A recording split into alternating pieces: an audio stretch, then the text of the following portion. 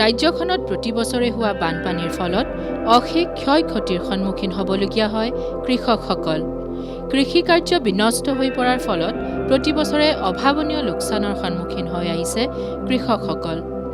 ইয়াৰ বাবে শেহতীয়াকৈ ডিব্ৰুগড় কৃষি বিজ্ঞান কেন্দ্ৰই অসম কৃষি বিশ্ববিদ্যালয়ৰ সহযোগত উন্নত ৰঞ্জিত ধানৰ বীজ প্ৰদান কৰি কৃষকক সকাহ প্ৰদান কৰাৰ ক্ষেত্ৰত আগবাঢ়ি আহিছে। ইয়াৰ বাবে তেওঁলোকে এক প্ৰকল্পও হাতত লৈছে। প্ৰকল্পটোৰ উদ্দেশ্য হ'ল বানপানীৰ কবলৰ পৰা ধান ৰক্ষা কৰা। এই প্ৰকল্পৰ জৰিয়তে উন্নত ধানৰ বীজ প্ৰদান কৰি বানপানীৰ সময়ত ধানৰ বীজ ৰক্ষা কৰা। লক্ষণীয় যে প্ৰায় 10-15 দিন বানপানীৰ কবলত থাকিলেও এই ধানৰ বীজ ৰক্ষা পৰাৰ সম্ভাৱনীয়তা থাকে। অসম কৃষি বিশ্ববিদ্যালয়ে তিতাবৰ ধান গৱেষণা কেন্দ্ৰৰ পৰা 2018 চনত এই ৰঞ্জিত চাবন নামৰ জাতবিধ নটিফাই কৰিবলৈ সক্ষম হয়। গতিকে নটিফাই কৰিবলৈ সক্ষম হয় আৰু তেতিয়াৰ পৰা আমি কৃষি বিজ্ঞান কেন্দ্ৰৰ থ্ৰুৱেদি কৃষকৰ মাজত এই ৰঞ্জিত চাবন জাতবিধ কৰিবলৈ আমি অনুপ্ৰাণিত কৰি আহিছোঁ আৰু সেই ফলস্বৰূপে এতিয়া এইবাৰ আমি কছাৰী পথাৰত দিছোঁ আৰু 3 নং চৰাই হাবিত দিছিলোঁ। গতিকে ইয়াত আমি 42 বিঘা মাটিত 11জন খেতিয়কক কৰিবলৈ দিয়া হৈছিলে। আজি আমি পথাৰ দিৱস পাতিছোঁ।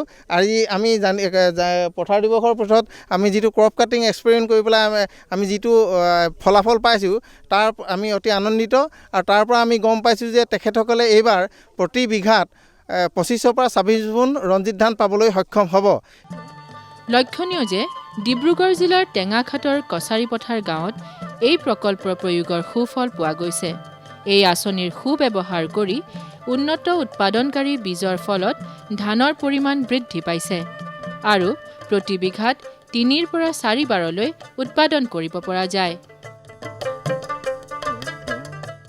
আমি আগতে যিবিলাক থলুৱা সঁচ ৰুইছিলোঁ এইবিলাক সঁচত আমাৰ বহুত প্ৰডাকশ্যনটো কম আৰু আমি এতিয়া যিহেতু ৰঞ্জিত চাবনটো মই প্ৰথম এইবছৰ কৰিছোঁ। পিছে অৱশ্যে মই আগতে আমাৰ যিটো থলুৱা ৰঞ্জিত সেইটো মই কৰি আছিলোঁ, কিন্তু এই বছৰ দেখিছোঁ ইয়াৰ কিবা অদ্ভুত ধৰণৰ এটা প্ৰডাকশ্যনৰ ক্ষমতা আছে আৰু ই বিশেষভাৱে ই পানীৰ কাৰণে এই প্ৰতিষেধক মৰাৰ পৰা বচিব হেৰিটো ডুবি থাকিলেও 10-15 দিনলৈকে ধান সিমান নষ্ট নহয়।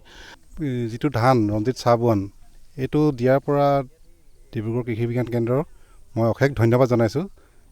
এতিয়া ৰঞ্জিত চাবনটো যেতিয়াৰ পৰা মই এইবছৰ কৰিছোঁ এতিয়া কৰাৰ পিছত 3 বাৰ পানীৰ তলত থাকিলে তথাপিও ধানটো নমৰিলে। কিন্তু আগে যেতিয়া মই লোকেল সঁচ আমাৰ স্থানীয় জাত এইবিলাক ৰুইছিলোঁ তেতিয়া পানী মাৰে শেষত গৈ থৈ প্ৰায় 5 মোন 6 মোন তেনেকৈহে উৎপাদন পাওঁ। কিন্তু এই বছৰ মই এতিয়া যিটো আমাৰ ক্ৰপ কাটিঙত যিটো উলিয়াইছোঁ বিঘাত 25 পৰা 26 মোন ধান পাম। ডিব্ৰুগড় জিলাৰ কৃষি বিজ্ঞান কেন্দ্ৰৰ এনে পদক্ষেপে কৃষকসকললৈ কঢ়িয়াই আনিছে আশাৰ বতৰা। ডিব্ৰুগড়ৰ পৰা অজয় দত্ত, বাতৰি বিভাগ, DD অসম।